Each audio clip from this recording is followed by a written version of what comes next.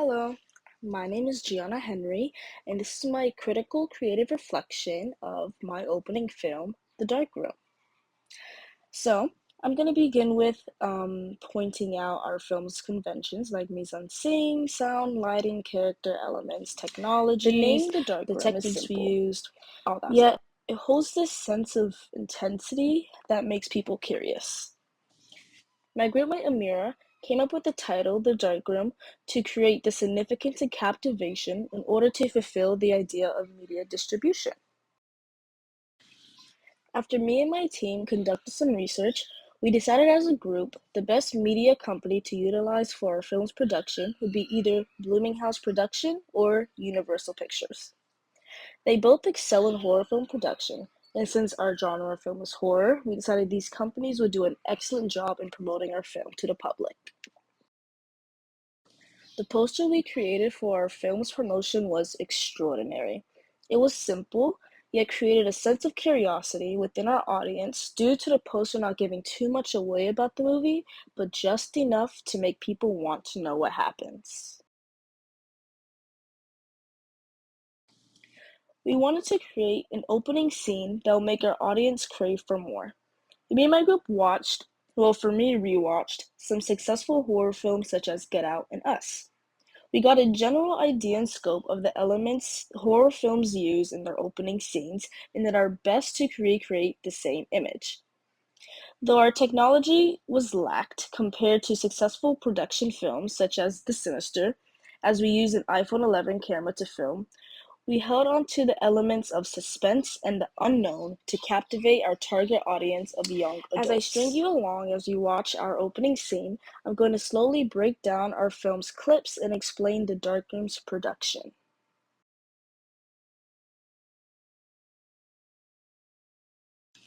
The next two clips was probably the most entertaining to piece together. This whole scene was put together by me and my group. We tied some strings along, and then we taped some pictures up, and then we also placed books and other few more props to make our clips more striking. Another key aspect from these clips was definitely the lighting. As you may or may not know, darkrooms are used to develop photo films and are typically lit by a red light. So, with this fact, me and my team taped a red piece of paper on top of a ceiling panel to manipulate the light to looking red. For extra lighting, we taped a red piece of paper onto our phone's flashlight to mimic the red light as well. The red light was placed in order to capture the audience to create suspense and develop the idea that something dark and sinister would take place in the following scenes.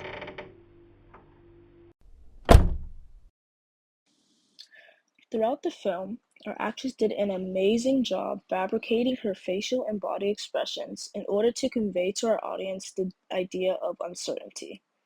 She did a good job following her script, and it was a very important element that created our opening scene suspension. Since my job in production was an editor, it was my job to piece everything together. In these next few scenes especially, my editorial skills really came into play. I had to create an overlap audio to piece together the idea the director was trying to create. Originally, we were going to have our paranormal character wear a black draper costume to create his character. However, upon filming, our costume's delivery got delayed by 3 days, so we had to improvise. My director Amir suggested to hide his face and body as much as possible by having him wear an oversized hood to cover his face. This improvisation helped my production skills by teaching me and my team to stay on our toes and roll with the punches in order to produce a good product.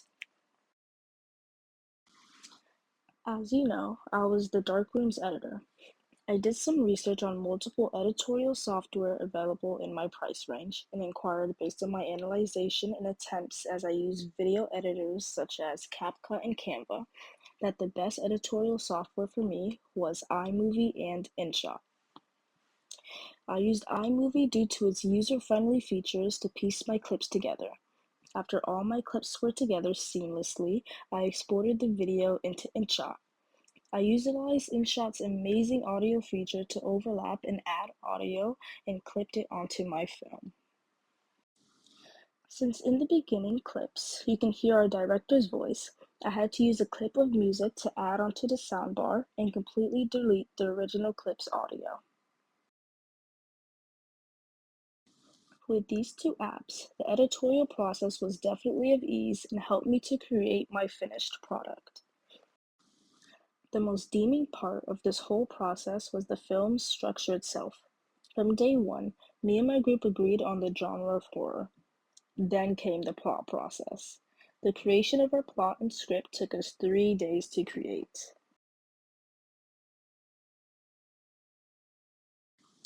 On day one, we had to sketch a draft of our plot to determine what we should include in our script. On day 2 and 3, we created our script. It was relatively easy since me and my director were very creative and strong writers. However, we were so used to a high level formality with our writing structure, it was a bit difficult to create a script up to par with the script's writing conventions.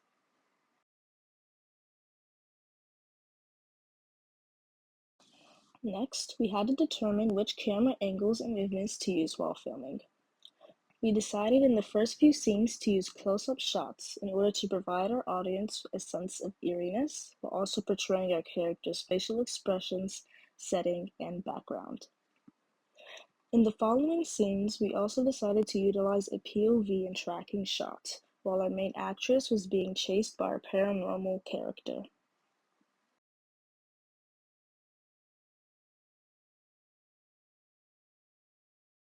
Then, we chose our location. Since we were confined to film on school grounds, we asked a few teachers and hallway managers to utilize their space. In the first few clips, we used an empty classroom, and in the following, we used an empty hallway.